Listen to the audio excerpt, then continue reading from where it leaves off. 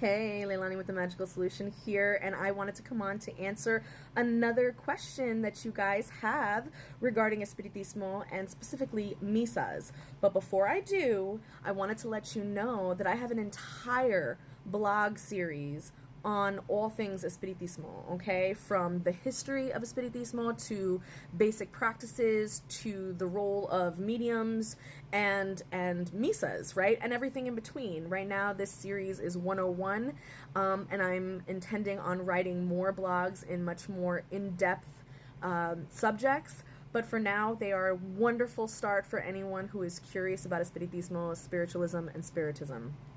All right, let's get to the question. So, the most common question that I get regarding MISA from outsiders is, how much do Espiritistas charge for MISA? Short answer, they shouldn't. Period, point blank. They shouldn't. Why?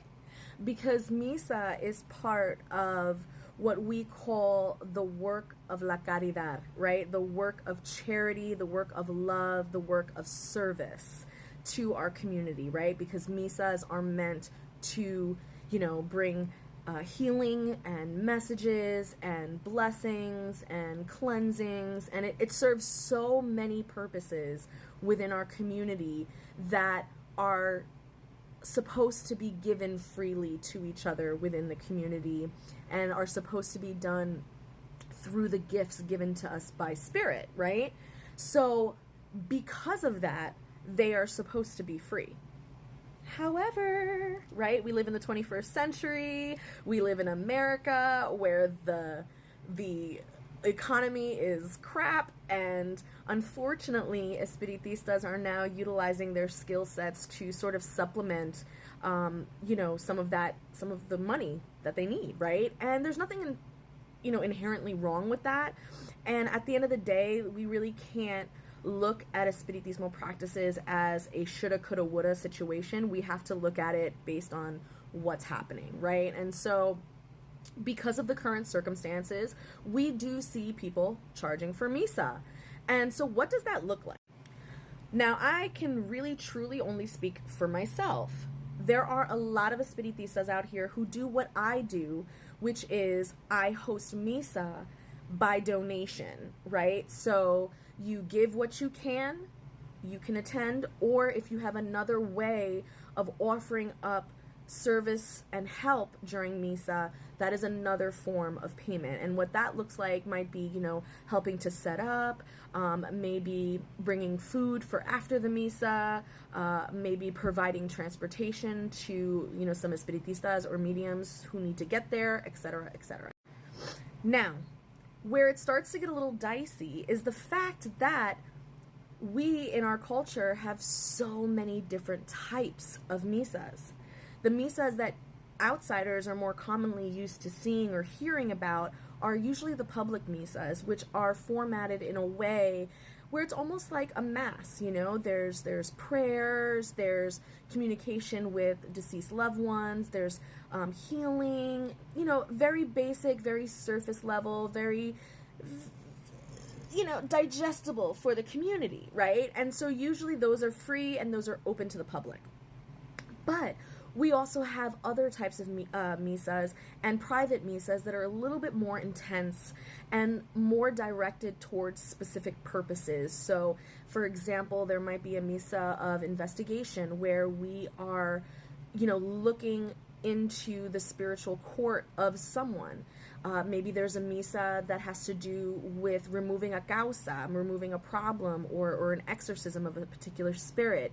So these are other types of misas that are a little bit heavier in their work and require tools and require expertise, etc., etc.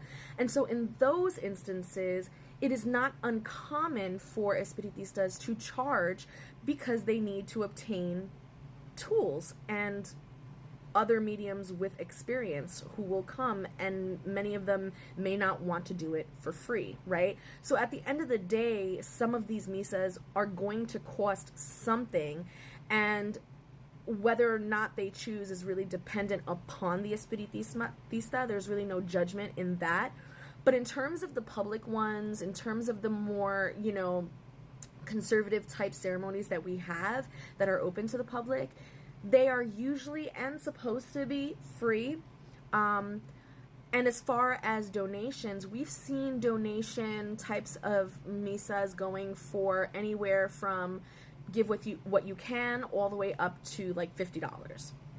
For some of these more intense, heavier misas that have a very specific purpose for them, they could be anywhere from $100 to several $100s, right? So per person. And so we've seen that too. Now, I'm not here to judge. I am not here to place any type of anything on anything, and I'm not here to say what it should be and what it shouldn't be. All I am saying is that traditionally, misas are not supposed to cost anything. They are a service that we do. They are a charity that we do. But if you do see someone charging for that, it is completely up to you and up to your spiritual court as to whether or not you want to participate in that. Them charging for it doesn't necessarily mean that it's going to be a better misa, nor does it mean that it's going to be a bad misa because they charge. I always say explore, experiment, learn, go places. If you have the money, go. If there are ones that are free, go. Because at the end of the day, it's about your progression, it's about your growth, and the only way you can really learn that is by exposing yourself to those things, right? So, in a long-winded way, how much does an Espiritista charge for a misa? They don't. If they do, it's donation-based. If it's more intense, it will cost something, and it will vary from Espiritista to Espiritista. Anyway, hope you found that information helpful. If you want to learn more, by all means, go to my website, check out those blogs, or leave me a comment here or a question here, and I'll be more than happy to answer it for you. Anyway, thanks for watching. This is how we grow.